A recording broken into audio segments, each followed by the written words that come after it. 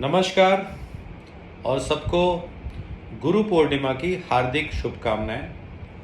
मैं ज्वाला सिंह आया हूं आपके पास फिर से एक नए वीडियो के साथ। और आज का जो टॉपिक है वो टॉपिक है mindset of a coach, mindset of a player, challenges for a coach and challenges for the players. तो मैं थोड़ा अपने खुद के स्टोरी से स्टार्ट करूँगा जो मेरी लर्निंग है।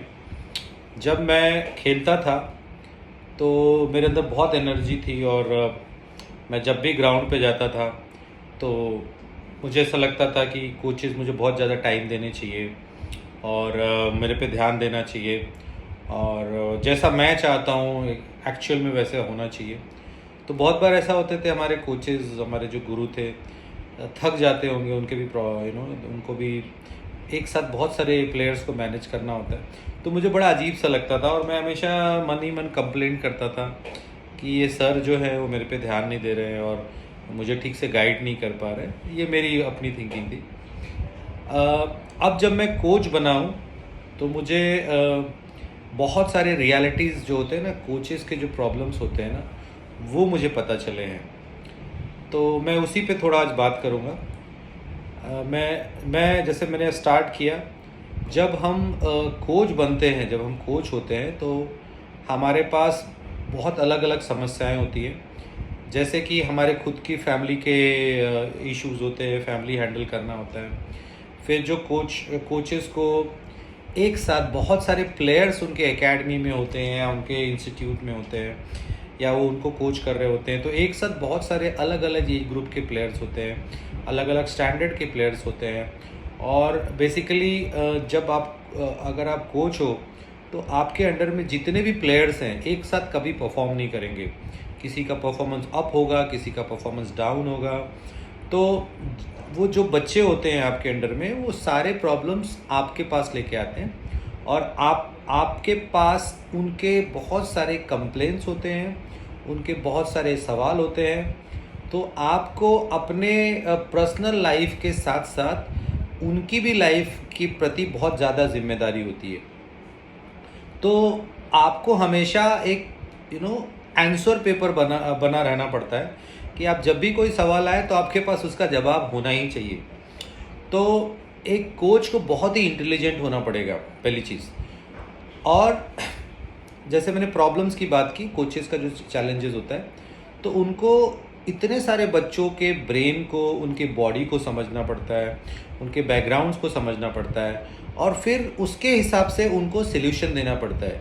Coach is like a doctor कि उसके पास बहुत अलग अलग तरह के मरीज़ आएंगे या अलग अलग तरह के प्लेयर्स आएंगे अपने प्रॉब्लम्स को लेके, और उसको उसी तरीके से स्टडी करके उनको उसके हिसाब से सॉल्यूशन देना होगा। तो मैं हमेशा बोलता हूँ, with one body and with one brain we coaches we manage hundreds of brains and body. और वो एट अ टाइम होता है, जैसे आप ग्राउंड पे हो, आपके पास नेट्स चल रहे हैं और बहुत सारे लड़के प्रैक्टिस कर रहे हैं, अलग अलग बच्चे आएंगे, तो आपको उसी टाइम पे इंस्टेंट उनको सॉल्यूशन देना पड़ता है। और जैसे मैंने बताया कि मैचेस में जब बच्चे खेलते हैं तो कभी उनका परफॉर्मेंस होगा नहीं होगा, तो आपको हमेशा उनको मोटिवेट रखना पड़ता है और उनको हमेशा उनका बेस्ट देने के लिए प्रेरित करना पड़ता है, उनको इंस्पायर करना पड़ता है। अब आपकी लाइफ हो गई personal and this is professional. तो एक कोच जो होता है ना, हमेशा अगर आप देखेंगे इंडियन क्रिकेट का जो ट्रेंड रहा है उसमें कोच को उतने रिवॉर्ड्स नहीं मिलते हैं।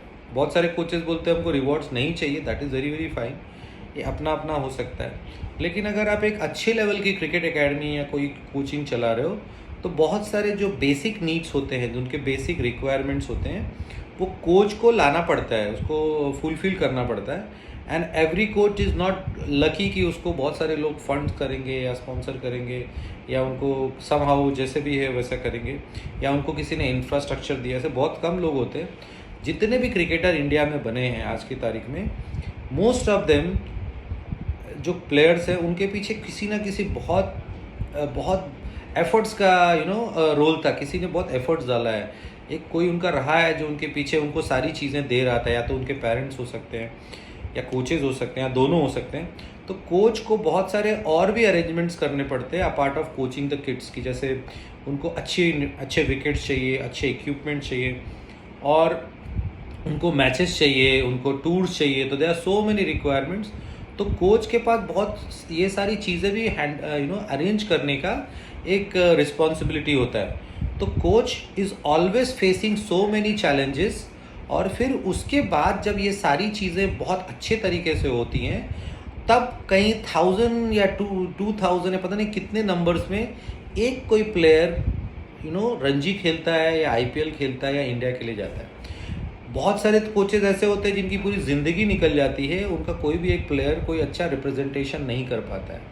तो I think we people are lucky कि हमने कुछ प्लेयर्स तैयार किए हैं, those are playing at highest level. तो मैं ये नहीं बोल रहा हूँ कि किसी कोच का एफर्ट्स कम था या ज़्यादा था, बट समटाइम्स बहुत सारी एक player banana is combination of so many good things. तो जब बहुत सारी चीज़ों का कॉम्बिनेशन बनता है, बहुत सारे लोगों का आशीर्वाद होता है, बहुत सारे लोगों का सपोर्ट मिलता है, और आप बहुत डेडिकेटेड होते हो as a coach, then only it happens. Okay, तो ये सारे होने के बाद आप रिजल्ट्स देते हो। और इसमें मैं ऐड करना चाहूँगा कि बहुत बार ऐसा होता है कि हम कोचेज़, एक प्लेयर कभी बन गया तो they become very very happy, और फिर लाइफ टाइम ये होता है कि यार मैं उसका कोच हूँ। I think this attitude is not so good. मुझे लगता है अगर आपकी क्रिकेट एकेडमी है या आप कोचिंग कर रहे हो, तो you should work like a factory. Cricketer बनाने की फैक्ट्री जैसा काम करनी चाहिए कि आपके पास अगर कोई भी बच्चा आता है, कोई पेरेंट्स आता है, एक उम्मीद लेके आता है, तो आप अपना हमेशा बेस्ट देने चाहिए। You should be a person who has the method to make more production, मतलब बार बार आप अपने परफॉर्मेंस को रिपीट करना चाहिए। जैसे एक प्लेयर होता है, एक सेंचुरी बना के खुश नहीं हो सकता है, उसको हर मैच में जाके प्रूव करना पड़ता है। वैसे हम कोचेज़ या जो भी कोचेज़ होते हैं, we are also having the responsibility कि हम हर दिन अपना बेस्ट दें, हर बच्चे को अपना बेस्ट दें, और वो अपने पोटेंशियल को एक्सप्लोर करे, जितना उसके पास है वो टैलेंट उसको एक्सप्लोर करे। तो ये कोचेज़ के चैलेंजेस मैंने बताया, फिर कोचिंग का आपको एक मेरा माइंडसेट बताया। अब मैं बताता हूँ कि players, who are the players. अभी जैसे आज गुरु पूर्णिमा का दिन है, तो I am getting lot of messages, बहुत सारे बच्चे मुझे मैसेजेस कर रहे हैं। Thanks everyone for writing so good messages, and I'm thankful that I have some students, those are always caring about us, so that is how it is. But बहुत बार ऐसा होता है कि बहुत सारे प्लेयर जो होते हैं, जब वो स्ट्रगल कर रहे होते हैं, तब अपने कोचेस को बहुत वैल्यू देते हैं, बहुत उनके साथ रहते हैं, और जब वो अच्छी जगह कहीं किसी मुकाम पे पहुंच जाते हैं, तो वो सारे कॉन्ट्रीब्यूशंस को भूल जाते हैं, और वो ये भी भूल जाते हैं कि जब वो लड़के क्रिकेट खेल रहे थे, जब उनको वो ज़रूरत थी उन चीज़ों की, तो उनका कोच या उनका जो भी उस टाइम पे सपोर्ट सिस्टम होता है, किस तरीके से उन चीज़ों को मैनेज किया है, और किस तरीके से उन चीज़ों को उन तक ला के पहुँचाया है। तो अगर कोई प्लेयर अगर आगे जाके अच्छा क्रिकेटर बनता है, अच्छा कुछ करता है, तो as a coach I always believe कि he should think about those thing, कि कोचेज़ जो भी उनके कोचेज़ हैं, उनको इंफ्रास्ट्रक्चर डेवलप करें ताकि और प्लेयर निकले। उनको जो कोचेज़ ने उनके ऊपर मेहनत किया है, उनके प्रॉब्लम्स को अगर वो सॉल्व कर सकता है तो करे, उनको समाओ। जो भी आप some kind of it is basically a partnership. एक क्रिकेट कोच जो आप पे पूरा एफर्ट्स डाल रहा है, और एक प्लेयर जो उस एफर्ट्स को रिसीव कर रहा है, it is basically a partnership. ये आज के दौर में मुझे लगता है एक पार्टनरशिप है कि जो दोनों लोग शेयर कर रहे हैं। तो मुझे लगता है जो भी प्लेयर्स कोई अगर इस तरह के अकेडमी से अच्छा करते हैं, तो they should always remember this कि this is a partnership. Because of this partnership you have come up, और आपको अपने एकेडमी को एक आपका जो भी रिस्पॉन्सिबिलिटी है, responsibility I am taking the word responsibility, क्योंकि उसी सिस्टम से आप आए हो, तो you should always take care, you should always love them, you should always support them, not only like that, whatever is required you should do it। अपने coach के लिए नहीं, अपनी एकेडमी के लिए भी करो। एंड दिस इज़ नॉट ये कंपल्सरी होना चाहिए मेरे हिसाब से, क्योंकि एक कोच एक प्लेयर बनाने के लिए अपने बहुत टाइम देता है, 8 साल 6 साल 10 साल देता है, और अपनी फैमिली लाइफ को नहीं देखता है, अपने पर्सनल इंटरेस्ट को नहीं देखता है।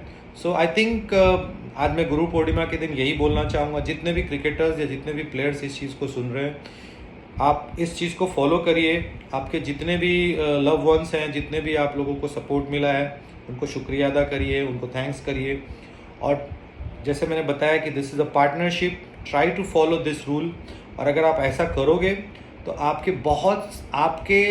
एक रोल मॉडल बनोगे और आपको देख के बाकी का जनरेशन इंस्पायर होगा।